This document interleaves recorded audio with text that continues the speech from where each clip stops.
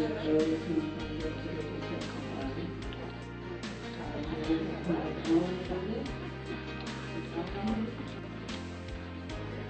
I miss people, if you're outside going in, getting that directly to that. Juanita Calamosa.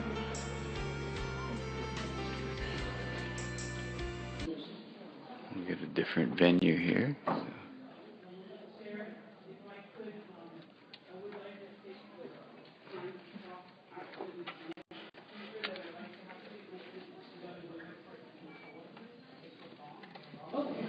She's waiting for the airport. Sure.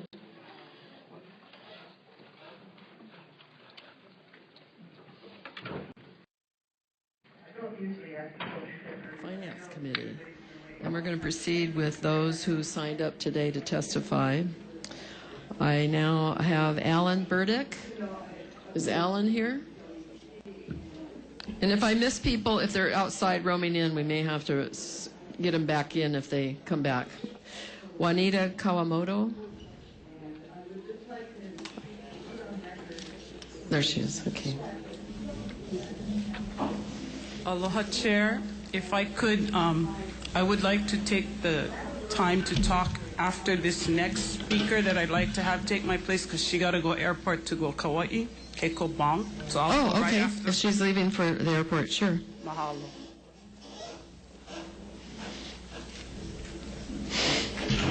I don't usually ask to go ahead of everyone. I know everybody's been waiting a long time, but thank you, Chair Evans and Chair Luke, for having us today. And as you know, I oppose the PLDC and amendment bills, and I support the total repeal bills. And I would just like to put on record the fact that the PLDC has been established already and that we see how the board of 5 have been set up.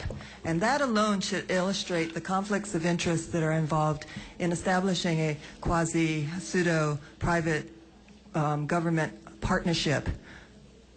The head, I'm from Hilo, and so is Dwayne Kurisu, who was one of the appointed members of the PLDC.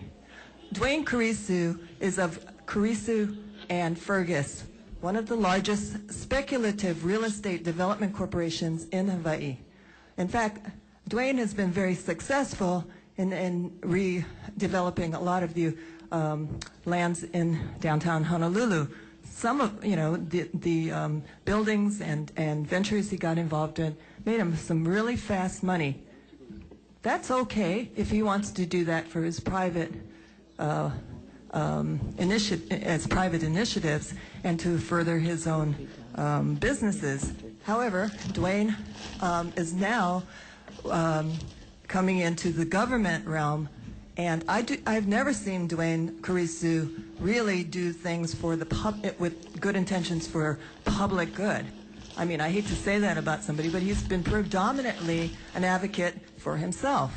So, if you're going to have people sitting on a public board, you should at least find people that have been good advocates for public policy and for public management of natural resources. Now, the other person on the board is Bobby Bunda. All of you are familiar with him, a former legislator. And, the problem with these kinds of people that you appoint for something so significant is that you're setting it up to be corrupt. Bobby Bunda took a lot of money from developers, and and Dwayne Kurisu is a Keiko, you're starting to talk about people and what you think about them. Please keep to the bills, please. I'm keeping it to the kinds of people we've already seen on this specific PLDC. And I have objection to how we have possible nepotism in appointments, therefore, after that. Now, I'm getting to that. So I had to set it up with Dwayne because the other there are two staff members. One is Haraguchi. Lloyd came from 25 years of work with Campbell estate. Okay, It's a land use. Keiko, let's please not get into spending Okay. all this time talking about individuals. Please, I'm actually putting it on Please. public record because that's all I have to tell you, that you can put these names on public record as having direct conflicts of interest in our public lands and natural resource management. The other person I want to put on record was an employee for 15 years for Dwayne Carisu. His name is Randy Ikeda. He's the other person hired by the PLDC to manage our public resources. He was hired through the AOL company for 15 years with Dwayne. It reads like a private club.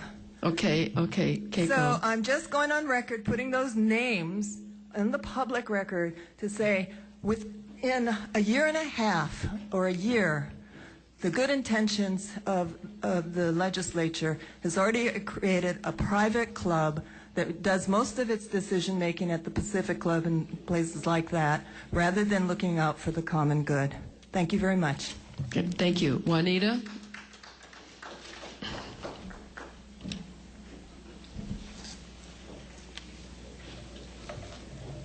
Aloha mai kako, chairs, vice chairs, committee members. As you stated earlier, Chair, you've heard my name a couple of times up here, so you wonder if I'm testifying on the same things. And with that regard, we are testifying on the same things, which are to oppose all of the bills that amend the PLDC and support all the bills that ask for complete repeal of the PLDC. So I'm also here on behalf of, usually I'm here on behalf of the Environmental Caucus of the Democratic Party of Hawaii, but I did not see my legislative committee chair, so I just wanted to make sure that they are recognized. The Hawaiian Affairs Caucus of the Democratic Party of Hawaii also opposes House Bill 593, so that that's clear, and they support House Bill 589, which is asking for the repeal. On House Bill 1133, again, relating to the public lands, the actions of our current legislators who support this bill will replenish our faith and trust in the knowledge that this government continues to support the will of the people.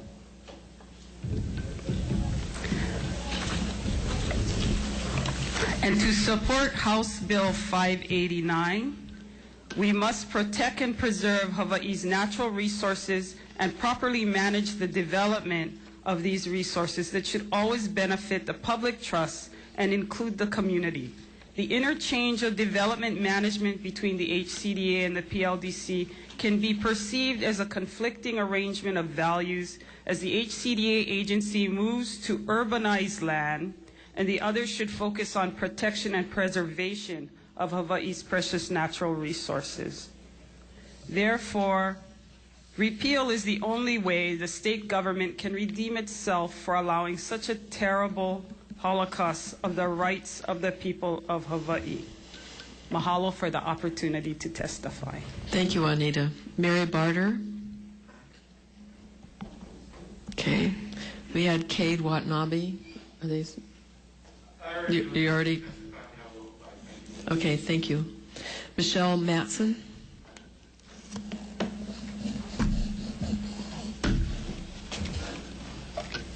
Thank you again, Chair Evans and Chair Luke. We really appreciate your patience and this opportunity. I'd like to address House Bill 219 and House Bill 593, as well as House Bill 1134 in very brief testimony, and save the best to last. House Bill 1133. House Bill 219 is another attempt to culturally soften the PLDC's blows to the public interest. However, all proposed remedies in this measure can be accomplished without the PLDC. Repealing the PLDC will restore the definition of public lands to public lands under HRS 171-2. This is accomplished by House Bill 1133 on this hearing agenda. The two proposed board members can be added to the DLNR. Number 6 of Section 5, culturally sensitive development plans should be made part of state and county development plan policies apart from the PLDC. Further, House Bill 219 limits repeal of egregious PLDC exemptions to land use and zoning only and does nothing to repeal the all-encompassing PLDC exemptions to statutes, ordinances, and building standards. Repeal the PLDC, Act 55, 2011, and Act 282, 2012, and there will be no need for a plethora of Band-Aids to be summoned to cover the gaping and festering wounds created by the PLDC. House Bill 593 proposes that the PLDC carve an urban infill area the size of a city block out of Wahiawa, a central Oahu small town. This tree-studded block is comprised of 4 contiguous parcels, approximating 155,000 square feet, or 3.5 acres. That's close to about 3 juggernaut Safeway supermarkets, where the Wahiawa Clinic is located across from the hospital. This has been a pet pursuit of Senator Dela Cruz, who fathered the PLDC. What might be in store for this community and its unknowing citizens? There is no assurance of community-based planning or compatibility with the established community in this measure. What could involve DAGS, the Department of Education, and the judiciary altogether? Perhaps a mixed-use 650-foot tower with some airtight classrooms encased on the 40th floor? Would this then open up the nearby public school campus for workforce housing, commercial and industrial uses? Where is the community-based planning and input prior to the special interest proposal being launched? Clearly, this measure is simply another ploy to keep the failing PLDC alive under the guise of a single project while shoveling the camel's nose under the protective tent of established land use planning policies. Repeal the PLDC, Act 55, 2011, and Act 282, 2012. House Bill 1134 is yet another Dela Cruz bill introduced in the House, which dresses the PLDC wolf in sheep's clothing and places the HCDA fox in the henhouse. A rose by any other name is still a rose, and the PLDC by any other name is still the thorny, undesirable, and unwanted PLDC. This measure retains PLDC exemptions to statutes, ordinances, and building standards, but while retaining this superseding exemption language excludes HRS 33, environmental review, and HRS 6E, historic preservation, but curiously not HRS 205 and HRS 205A, land use commission, agricultural lands, and coastal zone protections. HB 1134 requires PLDC coordination with the HCDA and the LUC where appropriate. Who determines appropriate? Would such coordination be determined to be more appropriate with the HCDA and to not be appropriate with the LUC? HB 1134 adds the mysterious Wahiawa pilot project on Senator Dela Cruz's turf to the PLDC to-do list to be completed before any other. This project was seriously questioned in previous testimony relating to HB 593. Repeal the PLDC, Act 55, 2011, and Act 282, 2012. Finally, in strong support for House Bill 1133. House Bill 1133 repeals HRS 171C relating to the PLDC and HCDA development assistance. HB 1133 restores the definition of public lands. This is a worthy and long overdue measure. House Bill 1133 should also include the following language. Any rights, duties, and obligations transferred to the Public Land Development Corporation from any public agency by legislative or administrative action, including those rights, duties, and obligations transferred by Part 1 of Act 282, Session Laws of Hawaii 2012, shall be transferred back to the public agency upon the effective date of this act. And for a kid, If any deposits of school funds or stadium funds have been made to the PLDC, these should be returned to the general fund, with any remaining PLDC proceeds to the Land Conservation Fund.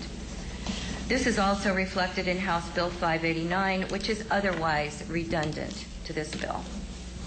The effective date should be immediately upon approval or legislative override of any veto. Because all the proposed and now realized public land abuse today, development, and indeed developers and their cronies have become synonymously a dirty word, just as the associated legislation has become widely known as the Dirty Dozen. And this is why you are experiencing this outpouring of public outcry today, which will continue until the PLDC is abolished and Acts 55 and 282 are repealed. The insanity of exploiting Hawaii's public lands for political, private, and personal gain must stop. Repeal the PLDC, Act 55, 2011, and Act 282, 2012. Thank you. Thank you. Levin? Okay. Mahina Martin. Karen Mai, I believe. I'm sorry if I mispronounced it. Okay. Arvid Youngquist.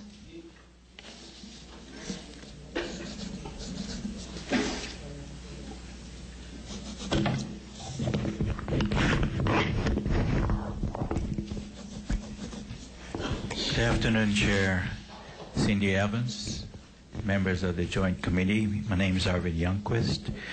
I would like to briefly discuss the rest of the agenda. I have submitted testimony on most of these, if not all. I thought I had by 5 p.m. yesterday. On House Bill 219, I oppose. This, as well as the rest of the items on the agenda, I think is an attempt to help save face or to grant a professional courtesy. But I ask you perhaps to help repeal these. House Bill 593, I oppose it. It postpones the life of the PLDC until 2016.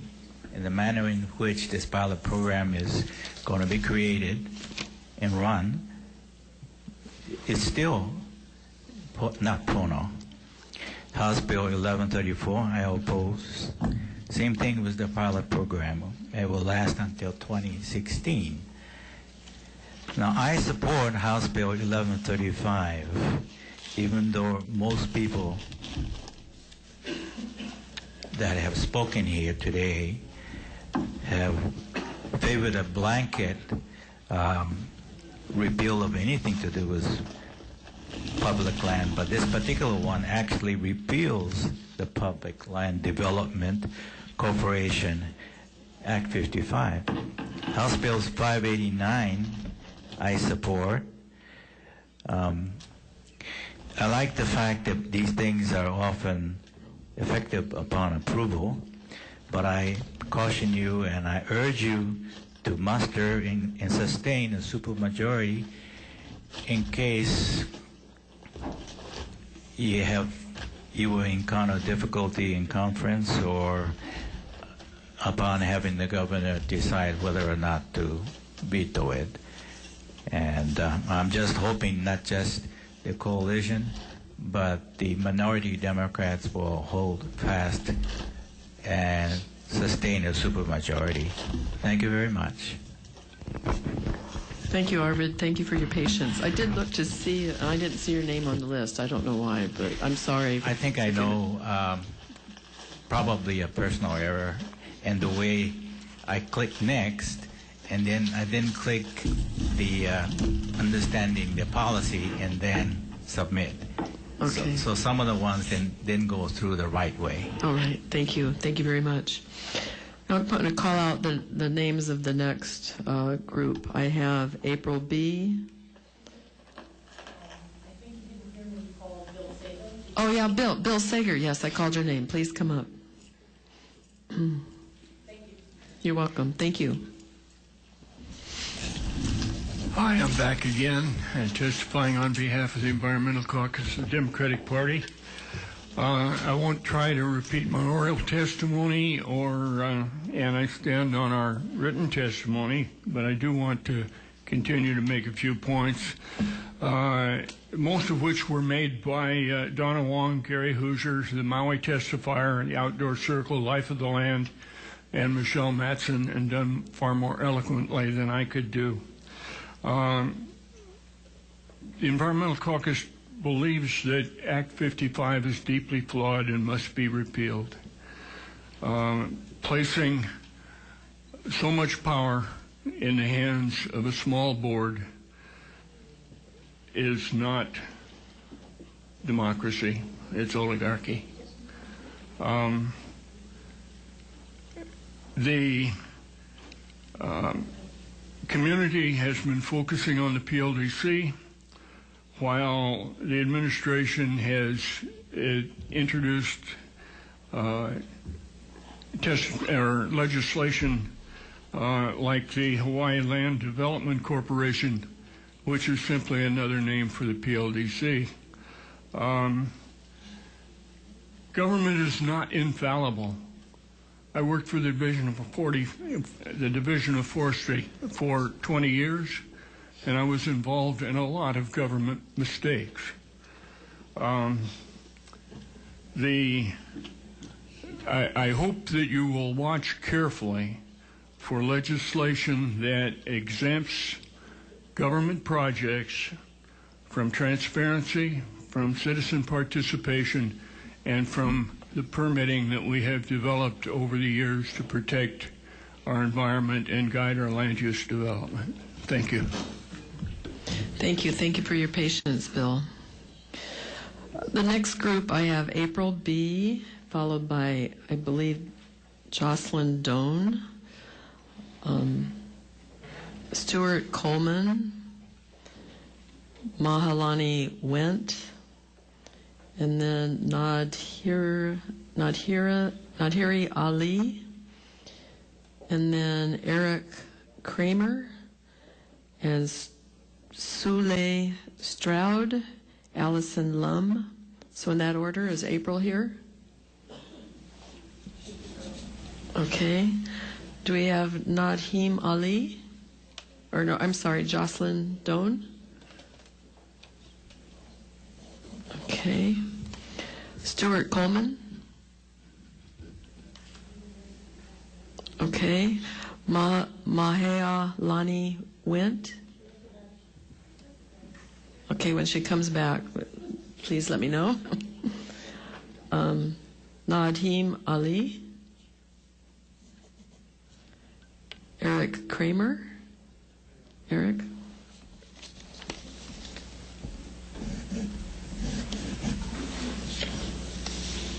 Hi, well, thank you for your time, Council. Thanks, everybody, for coming and for all your concerns. My name is Eric Kramer. I'm a member of the IKEA movement, and I also work in the construction industry. I want to give my testimony as just a rank-and-file member of the Masons Union. I want to clarify I'm not a representative of the union. This is a concern of mine, things like the PDLC. I'd like to just clarify that our union has notified us there is so much development being Hopili, the rail, the international marketplace, Coral Ridge, some Maui projects. They said we may not have the manpower to handle that development. Okay? Let me repeat that. We may not have enough workers in Hawaii to handle all the development going on in the next couple of years. Okay? We may have to reach out to the mainland to find construction workers and bring them here for development. Now, as far as I understood, the PDLC was to fast-track development for the sake of earning money for the state and also to provide jobs. We were hurting for jobs. Everybody talks about we need to make a living. I'm telling you, this kid's home. I put food on my table. I pay my rent. I can tell my daughter, yeah, Daddy's going to take care. You know, I can care for my wife and kid when I build things with my hands. Okay? You don't need the PDLC. You're just fast-tracking more projects on top of a glut of development that's going to happen. I can tell you this island is not going to be the same in the next couple of years. Okay? Basically, the safeguards that are put in place can slow the tempo down. Besides the fact of the vast potential for abuse that the PDLC provides, let me tell you, as a member or a working class Joe in the construction industry, it's not about the goodwill and the looking over for the self-policing that construction provides itself. It's not driven by that. I've seen greed and avarice like you wouldn't believe, okay? And I'm just an average guy. The safeguards you put in place, okay, not only do we have to worry now after about 5 years what's going to happen. Once all these projects finish, am I going to be out of a job? We're always worrying about when this project finishes, what do we got next? What do we got next? We don't need to speed things up more. And the other thing is you get more well-informed decisions with the current system that's in place, or rather pre-PDLC. You have environmental responsibility, environmental impacts, people really looking into how is this going to affect the INA. Cultural sensitivity. You have fiscal responsibility, you know, and also public support and input. See, how is it going to affect the community? How do we really feel about what's going to happen to our home? Okay? What happens if all this development happens now? We pull in all these mainland companies. They make their money. They leave. Everybody here, I take it we all live here. This is our home. This is where we live, where we raise our families. Okay? They go home to their home. They earn their money here. They go home. We're left with what's behind. What they leave behind. What we leave behind. Okay? I got a 7-year-old daughter. Okay? As a tradesman, I want to be able to show her, like, Dad did this. I already have. I mean, I did a project at Koala Basin. We did the refurbishment. There's brick pavers and whatnot. It was falling into disrepair. It was 40 years in disrepair. With the Obama jobs bill, I think they got federal funding, and our company happened to get we actually took care of the project. Well, I got to show my daughter, Dad did this. Look, isn't this nice? The surfers thanked us for the job we did. Okay? I don't want to tell my daughter in a couple of years, like, look what Dad did. Look at the monstrosity of overdevelopment that happened. Okay? I'm going to repeat. You know, you've got rail coming in. You've got the whole PLOP project coming in. You've got Coral Ridge coming in, International Marketplace, other Waikiki, and then I'm not even leaving, like, 3 projects on Maui that we were told. These are done deals, folks.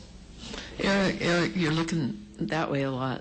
Okay, I'm sorry. Sorry. I just want to address everybody, including the council. I'm sorry. That's all right. All of us. I know. I feel your passion. Okay. Mrs. Evans, I do apologize. And members of the council, I don't want you to feel like I'm leaving you out here, okay?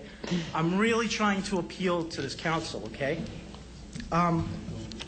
Like I said, the PDLC, the potential for abuse, it's unfathomable. I mean, already, I can tell you already, I mean, there was questions of abuse before this. You're just opening up a Pandora's box. As for some of the new, proposed bills, is everybody in the council, are you familiar with the term lipstick on a pig? Does anybody not know? Raise your hand if you don't know what I'm talking about. Okay, I can explain that. I mean, the PDLC is a pig. Anything to just try and put a Band-Aid on it or to amend it is lipstick on a pig. It's still a pig. Okay? Please, repeal it. Get rid of the PDLC. Thank you. Thank you. Thank you, Eric. Okay, in this order, Sule Stroud, Allison Lum, Ululani, yes.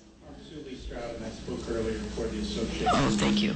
Thank you very much. Allison Lim? Is that Allison?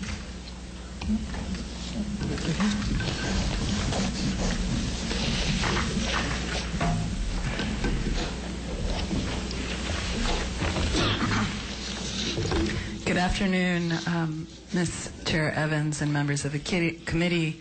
Thank you so much, first of all, for hearing this issue, abolishing the PLDC. We really appreciate it being heard. I think you all are in a really important opportunity in front of you to actually do the right thing, where the community here on Oahu and all of our sister islands have been let down repeatedly through the process of 2012 that we saw, where many community members testified in front of all of the hearings that happened here and on our neighbor islands. And other members of the community have already spoken to the many egregious acts that we feel like have been shutting us out of the public input process while we talk about a bill that we feel reduces our public input at the same time.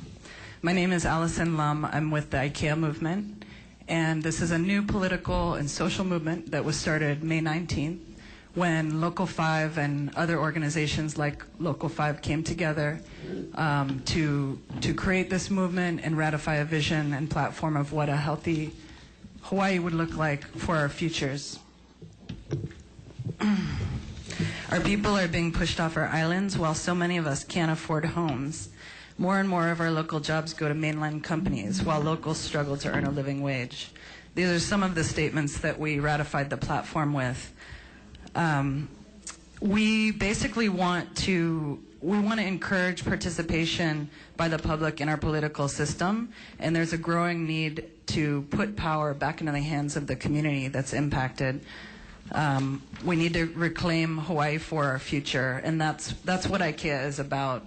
It's about workers, it's about families, it's about people who care about our environment.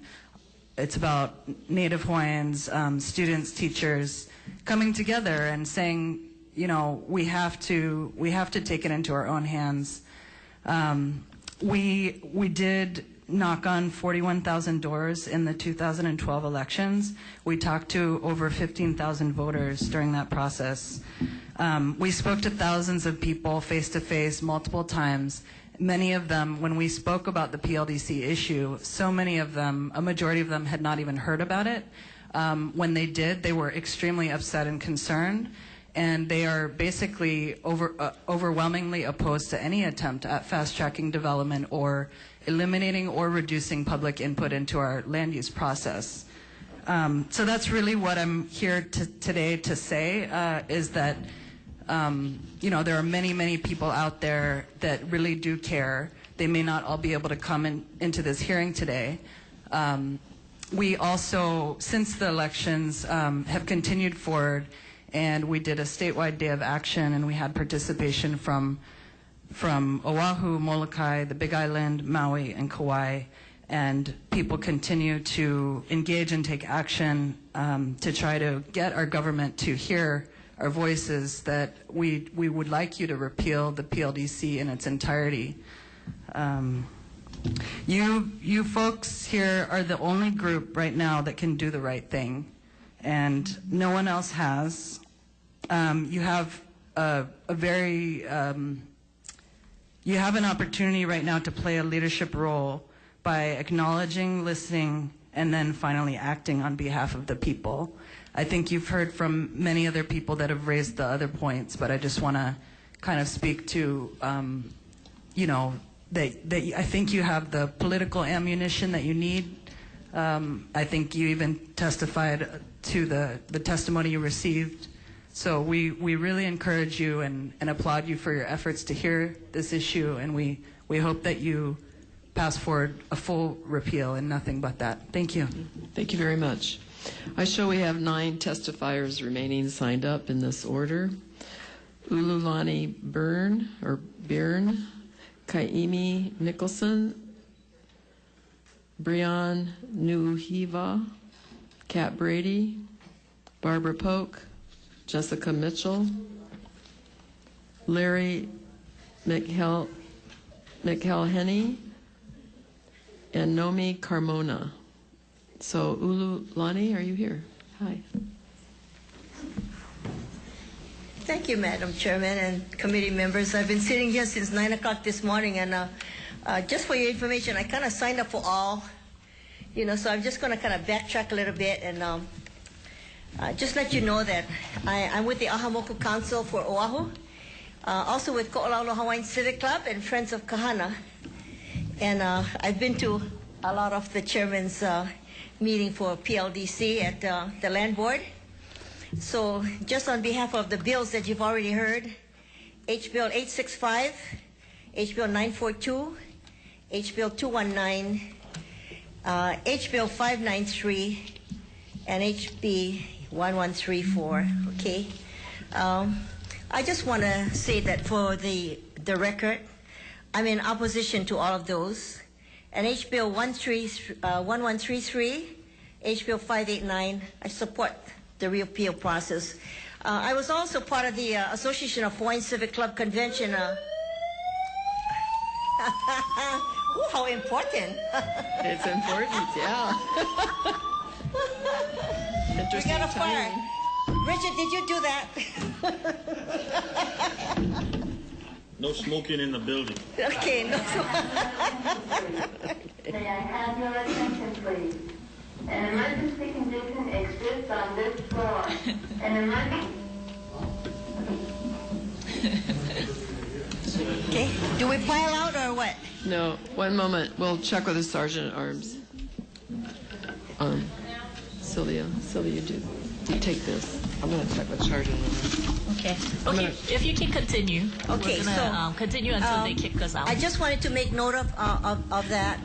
And you've had many testifiers before me. You have a lot of written testimony within your reach there. So just know that the things that you're doing, whether, I don't know, it must be really boring in the session right now to come up with all these pieces of legislation, really.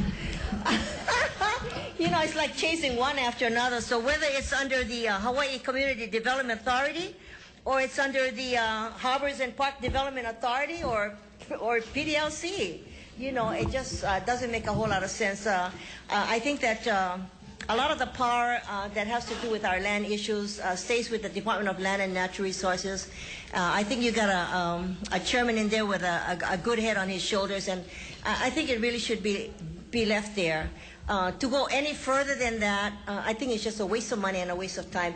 As far as the education one out there, I support Representative Gene Ward when he says, let's get the teachers' contract signed before you start thinking about spending money on how to move forward in the 21st century, is that? Okay, so anyway, some of us might not be around that long, so let's not get ahead of ourselves. Let's do what we need to do for our state and do it well. Mahalo. Thank you. Kaimi Nicholson. Mahalo. I live in Palolo, and I have my own business, a wedding service, so I'm dependent on tourists coming here. I was affected by the recession, as everyone else was, and I guess that's why the governor is supporting fast-track development. He thinks it's going to bring in more revenue. I want to bring this to a bigger context. I'm concerned about the values of those on the commission, as Keiko Bonk pointed out.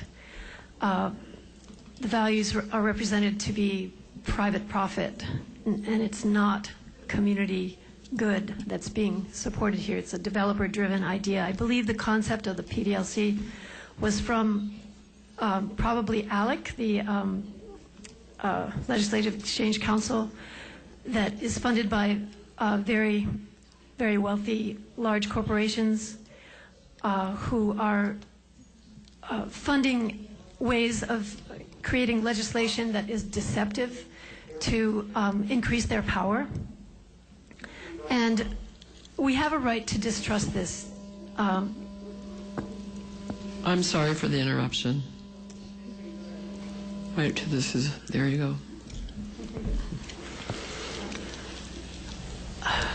The same people who fund ALEC fund this legislation are the ones who control the banks, who brought us the bank bailout, a lack of accountability, a lack of transparency. You know, the bank bailout bill that the federal government passed was a 3-page document. There was no accountability whatsoever. We have had no accountability from the banks who actually created the recession in the first place. So I just want to give this into a bigger context. We have a right to question and to believe that there's reason to not trust this particular type of concept of governance. Thank you very much. Thank you. Breon Nuuhiba? Is Breon here? Okay, Kat Brady. Aloha, Chair Evans and Chair Luke and members of the committees. Thank you so much for hearing all these bills and for actually staying to listen to the public. I'm Kat Brady and I'm testifying on behalf of Community Alliance on Prisons. I'm always mindful that more than 5,800 Hawaii citizens are incarcerated and 1,550 are serving their sentences abroad, far from their loved ones, their homes, and in most cases, far from their ancestral lands. So you might wonder, gee, what do we have to do with Public Lands Development Corporation? Well, we're all about justice, and the way that this law was enacted is unjust, and the way that the PLDC has acted to date has been unjust and has basically made a mockery of our democracy. A recent article in the Washington Times stated, if allowed to stand, the legislative precedent set by the PLDC not only places Hawaii, but the rest of the United States on a policy trajectory toward oligarchical command and control planning. What the continued existence of the PLDC says to all is that a small panel of hand-picked individuals should have the right and the authority to determine what is most profitable for the state and what is best for the environment and all who live in it. Is this really the level to which we've sunk? That we've selling off or leasing public lands assets is a strategy to balance the budget? The current state of affairs in the justice system is that corporate prisons are working to make inroads into state economies. Last year, Corrections Corporation of America sent a letter to 48 governors, including Governor Abercrombie, saying that they would like to take over the state correctional system, but they want to be guaranteed a 20-year lease and 90% occupancy. So in my testimony, I've cited the letter that they wrote and the letter that was responded to by the Presbyterians saying, please don't do this. And then there's the Reason Foundation, who actually issued a report in called the Annual Privatization Report 2011. And it says, separately, the Hawaii legislature considered several bills in 2011 that may help set the stage for a significant private sector role in developing new in-state correctional facilities. Just recently, in fact on Friday, the IRS granted Corrections Corporation of America an REIT, a real estate investment trust. And that is an unincorporated trust created for the purpose of investing in real property or to extend credit to those engaged in construction. This is very concerning to us. In January, GEO, the second largest private prison corporation, was granted the same REIT. So we're very concerned that people from outside are going to come in, exploit public lands without the consent of the governed, and start running Hawaii from the outside. This is very concerning to us. The PLDC is really beyond fixing. It's the only route that you really have for justice is to repeal it. So we hope that you will support HB 1133 and HB 589. Ua mau ke ola o ka aina I ka pono. Mahalo. Thank you. Barbara Polk. Barbara here. Okay, Jessica Mitchell.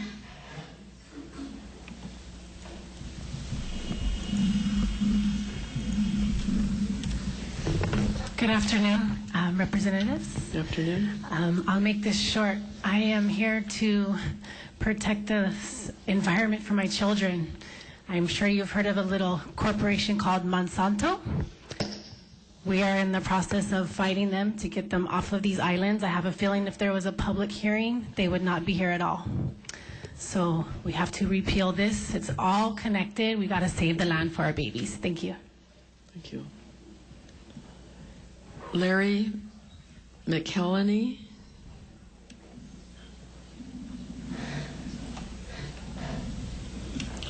Aloha, Chair Evans and Chair Luke and members of the Joint Committee. My name is Larry McElhenney, and I speak in opposition to HB 942, 219, 593, and HB 1134. I support HB 1133 and HB 589. Sometimes when we hold hearings in fancy buildings like this, we forget about the land that we're talking about.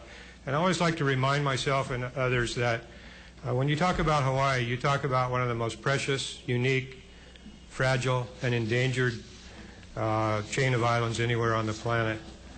My family and I have been blessed to live here in Hawaii for almost 50 years. And as I said, I feel infinitely blessed to have lived here for so long. And as such, I have been a strong advocate for open space preservation and public parks. The following quote sums up my position on the privatization of public lands. We should worry that as America's economy continues to weaken and its currency erodes further, states such as Hawaii and others will follow the pattern of Russia, Greece, and other nations that have been fiscally imperiled. They leverage their public lands to foreign controlling interests, all for the sake of maintaining the revenues of government. This kind of mercenary attitude towards the stewardship of public trust isn't representation, it's prostitution, and if permitted to stand, will break the soul of our country. Thank you. Next we have Nomi Carmona.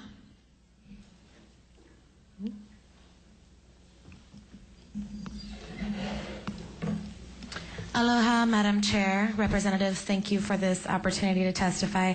My name is Nomi Carmona. I'm the founder and president of a nonprofit called Babes Against Biotech. We do GMO education about genetically modified foods and their impacts on the environment. We are deeply concerned that the PLDC and the formation of anything like it brings us closer to companies like Monsanto and Syngenta being able to actually purchase land here. We already have significant damages as the capital of the endangered species in the world. Allowing GMOs here, period, is changing the actual plant genetics, and that is irretractable. So we'd like to support the abolishment of the PLDC.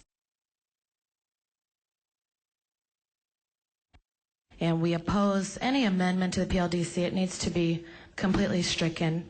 The people have lost their faith, as I'm sure you've heard many times. We don't trust that our government isn't going to sell our land to corporations like Monsanto. And by the way, I may mention that no other government in the world allows war chemical companies such as these to perform open-air GMO experimental field trials at this level. We are the site of the most in the entire world. They're treating us like lab rats. So we are deeply concerned that the PLDC or any formation like it would allow them to get in even deeper here. So please oppose HB 593 and HB 1134. Please oppose HB 942. And this is coming on behalf of our 2,000 members, and we are growing very rapidly. So thank you so much for this opportunity to testify. The PLDC is unconstitutional, and please abolish it. Mahalo nui loa. Thank you. Thank you. Is there anyone in the audience who has not testified who wishes to testify? Could you raise your hand? Okay, please come up. Aloha, Chair, members of the committee. My name is Sean James Levy. I'm born and raised on Waimea on the Big Island. And short comment, please abolish PLDC in its entirety. Mahalo. Okay, thank you. With that, members, is there any questions of the testifiers? Representative Ng. I apologize, Chair. It's been a long hearing. But this is for Director Ayla.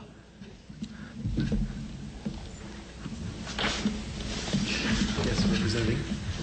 Thanks for your testimony, and thank you for waiting. First off, I need to make it clear that I support a full repeal of PLDC, but I want to offer a few amendments to check if they may be all right in case that's not what happens, or on the Senate side perhaps. But you know, as a young Hawaiian, I'm well aware of the history of the seizure and decimation of our lands for the profit of already wealthy developers. And you know, my stance was a repeal when I was nominated for OHA trustee about a year ago, and I'm still leaning that way. And you know, I'm with my community with me in this, as I think most of us got at least 100 or maybe 200 emails this past week from my district alone supporting a repeal. But in light of testimony that was given by a Maui resident earlier today, I was wondering, I noticed that the three questions that stand out to me is, number one, where is the money going? That if this revenue generating corporation will make. What about the neighbor islands? Like always, we ask that question. And what lands are we specifically talking about? And those are three things that I think are not clearly stated in the Harbors Bill. So I was wondering, in page 3, line 5, there's mention of revenue may be used for DLNR, basically, and if there's amendments to strike that may be used and insert shall be used. We have no problem with that. All right, and there's 7 votes at this point, 2 which are seven members, 2 of which are non-voting members from environmental. In 942, they are voting members. They are voting members. In 942, yeah. Okay, that's what I originally thought. And perhaps we could talk about making 2 or 3 of those votes coming from neighbor islands, since most of the lands that we'll be talking about will be from neighbor islands. Would that be something we're open to? We have no objection to having the appropriate amount of neighbor island representation. Okay. And will we be able to specify certain parks? Because a big concern in my district was McKenna Beach Park, which is one of the last remaining untouched kind of wilderness areas on Maui, and it's a world-renowned tourist attraction. So will there be mention of exactly why we want this bill to mention certain parks and harbors that won't be touched? The bill calls for an optimization plan, identifying lands that make the most sense to do so, and then we will establish through rulemaking criteria under which to make that assessment. I think for the sake of the public trust, which is really at an all-time low, and I can speak from my generation, growing up not in a time of JFK or even Reagan. We were raised with like George W. Bush and a lot of backroom dealings and gridlock politics in Washington, that any attempt or any feeling that the legislature believes that the public is credulous enough to trust that a small name change of something like PLDC, which was really backdoor maneuvered, is going to be any less egregious is pretty insulting. So I think for the interest of public trust, which is why I think we should include specific language in the measure saying what parks will be touched, because it will be very difficult for me to support something that we're just saying like, okay, you guys can do whatever you want through the promulgation process or however it may be, without an idea of where it's going. It would be difficult at this point to exclude any parks without having gone through some sort of assessment. If you as a legislator feels that it's very important that McKenna not be, then by all means I would recommend that you make it clear in the statutory language that McKenna is not to be added. Okay, so if the process hasn't taken place yet, where there's priorities or places that the corporation will be looking at, then perhaps the bill should come later and a repeal should come first. That's entirely up to this board right here. Okay. I'm just asking through our Bill 942 not to take away all of the tools that the department could use. I mean, the optimization plan certainly could may do the analysis and come up with the fact that none of the parks may make sense to do any development in. It's hard to say right now without having the authorization to do that.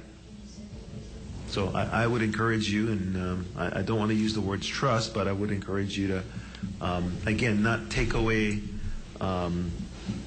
tools that the department can use in order to take a look at additional revenue, additional development. I mean, we're also talking adding nonprofit. So if it makes sense that a nonprofit do some development and profit not be the motive, we have all kinds of opportunities here for different kinds of development. So don't get, I think there's too much emphasis on the revenue side. Yes, revenue is important to us, but if we have the right entity for the right area, as you well know, Hawaii is very unique. All the different ahupua'a are very unique. So if there's a right mix in the right place for the right reason, I think we should have the opportunity to utilize all those tools. All right, thank you, Director. And note that I'm very empathetic, right? I try to be towards your position and we appreciate we all appreciate all the members' empathy with us at the Department of Land and Natural Resources. All right, mahalo. Thank you. Director, I have a question. Members first. Anyone else wish to ask a question? Yes, Representative Chris Lee. Thank you very much. And very briefly, just following up on the line of questioning that Rep. Bing had touched upon. Part of the administrative rulemaking process, I think that a lot of folks have felt through the PLDC process that we've had over the last couple of years, that we've heard from has been frustration because you've had, in a lot of ways, I think, limitations on public access at times. Folks have complained that that particular rulemaking process specifically limited the kind of input and testimony that might have made it something actually productive. And so there's a concern as to moving ahead with identifying, best use properties and so forth on their merits. But would you be comfortable in the end if the legislature had in statute an approval process, essentially, to come back, look at that list and say, okay, these things we accept that these are, by the criteria the department has set forward, the best lands. Now we're going to strike whatever we feel the community is not comfortable with as we see it, and then leave that as an additional layer of, in a sense, protection.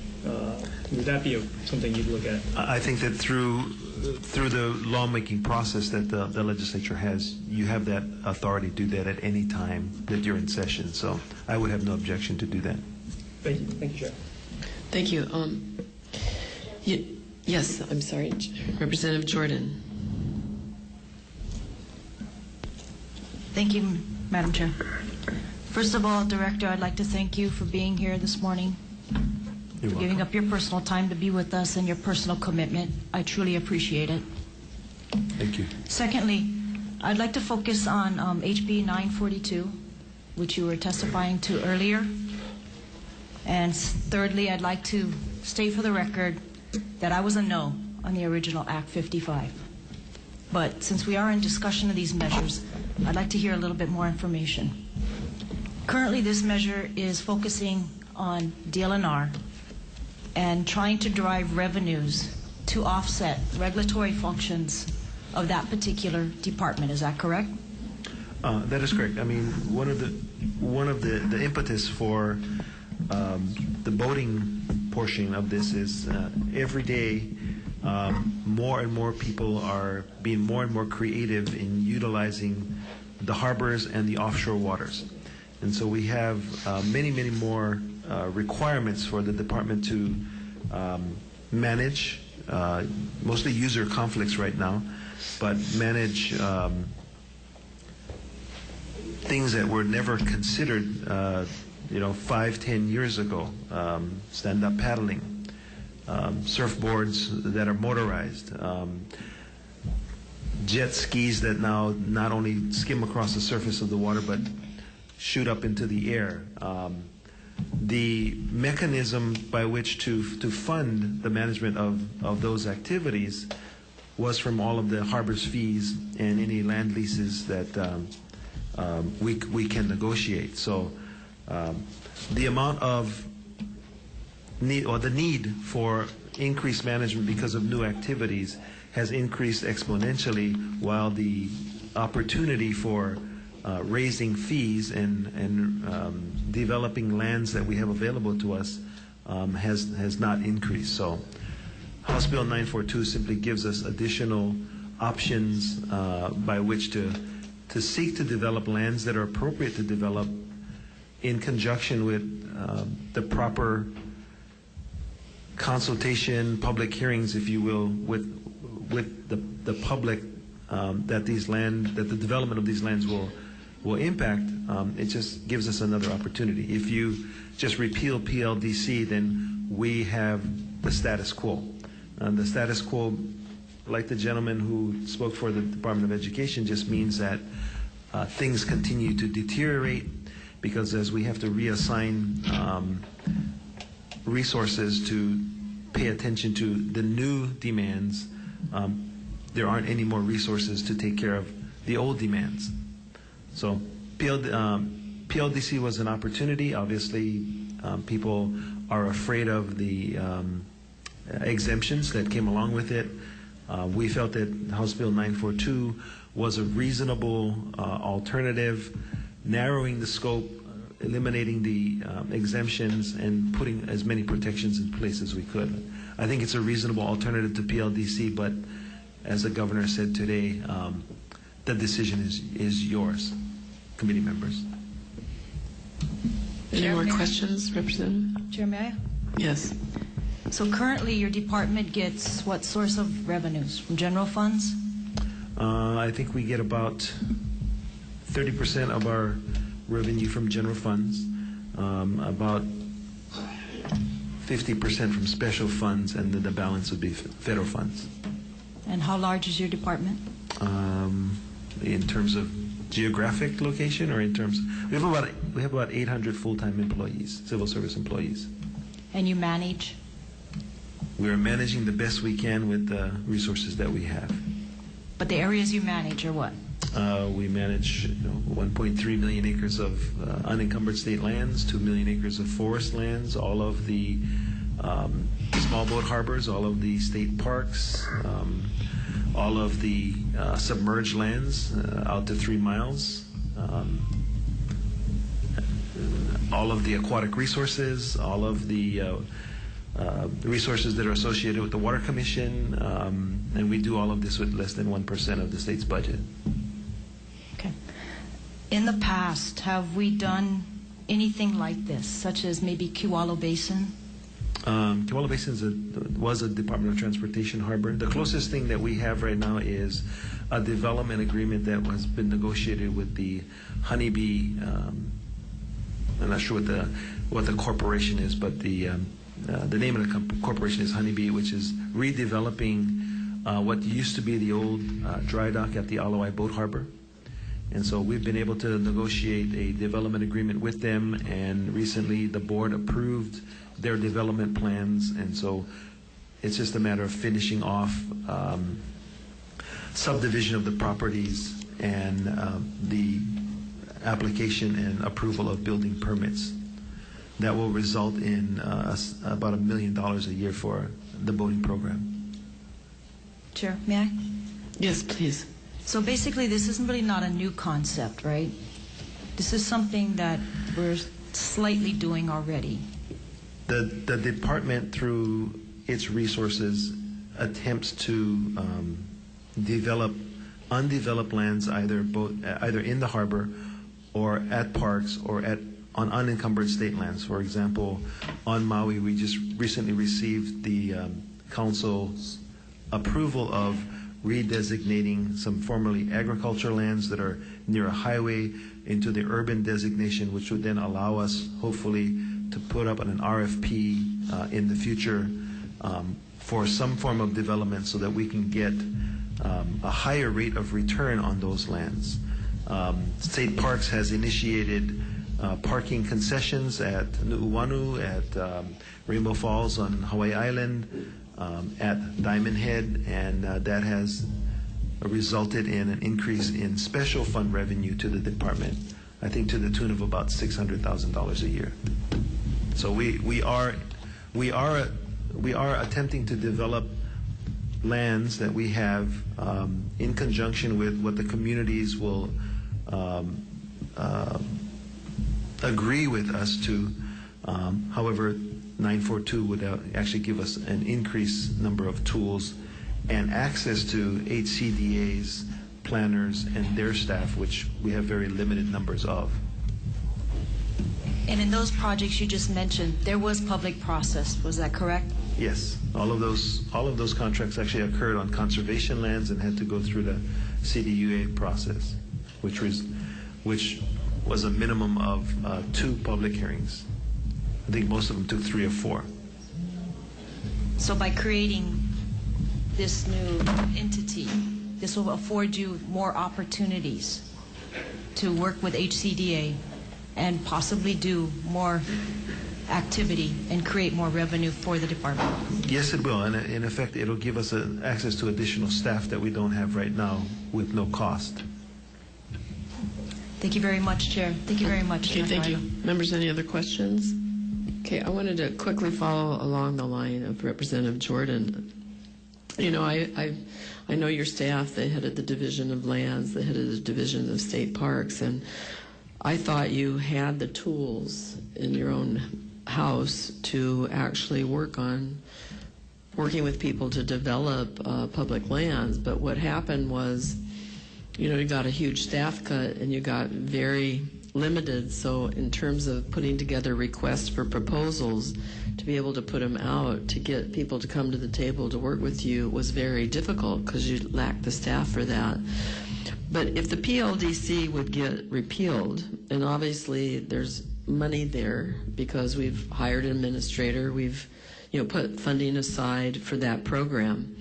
If that gets repealed and that money that was there, instead of just going directly back into the general fund, if it came to the department to actually give back and increase staffing in your parks division and your lands division, can we actually get focused? Because I know that you've done enough inventory of everything out there to know what has to be done. So could that be a way to help the department move forward? Because clearly, you can bring to all of us here in the committees, I'm sure you already know what the priorities are. And then we just start working at them one at a time, because I think, we keep talking about develop another entity to do something. Well, maybe we have an entity. We're just not giving them what the resources they need to get it done. Would you like to comment on that, please? We have one property manager for the State Parks Division. We have one property manager for the Harbors Division. And so they have been putting out as many RFPs as possible, it being one person. So in the last 2 years since coming aboard, our property manager has put out the RFPs for all of the Koke cabins. They put out the RFPs for the properties that we own at the Wailua River. The Smith's boating tours have won those RPs. We are about to put an RP for Malai Kahana State Park. The boating division has gone through all of its RPs and have brought them all up to date. So my staff is working as hard as they can. House Bill 589 repeals the PLDC, but puts the employees that are now in PLDC into DLNR. So we would welcome all of the assistance that we could get. Okay, thank you very much. Members, any other questions? Yeah, Representative Jordan, one more. Thank you very much, Chair. Director Ayla, if this current measure, HB 942, doesn't make it through this legislative process, have you requested any more additional funding in your budget for this new biennium than what was requested in the last 2 years? We certainly have. With regards to state parks, we're actually requesting some additional funding just to make payroll because of the 5% reduction. So the fact that the governor has included that in our budget is very encouraging to us. But at the same time, we've been sort of advised that the current level of general funds that have been requested is about the level that we should expect. So given the administration's budget, I think we've asked for as much general funds as appropriate given the administration's needs statewide. Yeah, please. So basically what I'm hearing from you, you've submitted another flat budget consistent with the last 2 years. Only the increase of the reduction or the 5% rollback. Is that what I'm hearing? For state parks, yes. Okay. In other areas, we have actually requested an increase. So in historic preservation, because of the cap requirements, we've asked for some additional positions. We've, in forestry, asked for some positions to be converted from exempt to civil service to deal with some union issues. But other than that, we have not asked for a huge increase in our general fund budget, other than asking for $10 million for the Rain Follows the Forest initiative. Okay, thank you, thank you. Thank you. Okay, members and audience. Representative Luke, please. Director, I have a question. Since the inception of PLDC, has the department transferred any personnel, equipment, staffing, or any resources to PLDC? When you say transfer, PLDC was created, and the monies for salary certainly have come out of the department's budget, but no equipment, no properties have been transferred. So you haven't encumbered any type of state resources or outside, anything? other than I think a few cell phones and maybe some laptop computers, no. Okay, thank you. Okay, thank you, members. Representative Luke and I have conferred, and we're going to move this for decision making to Monday, February 11th at 1:30 p.m. in conference room 309. And I think, thank you for the patience. I think with all the questions and all the discussion, hopefully everyone really got a big picture of what's going on. If we just address the bill without people explaining backgrounds and kind of how it fits in the bigger picture, sometimes it's hard to know how to find your way to the answer. But I think we had really great discussion, and I appreciate everybody that came and shared their manawa with us. So with that, your committee is adjourned. Cindy, Monday, Monday,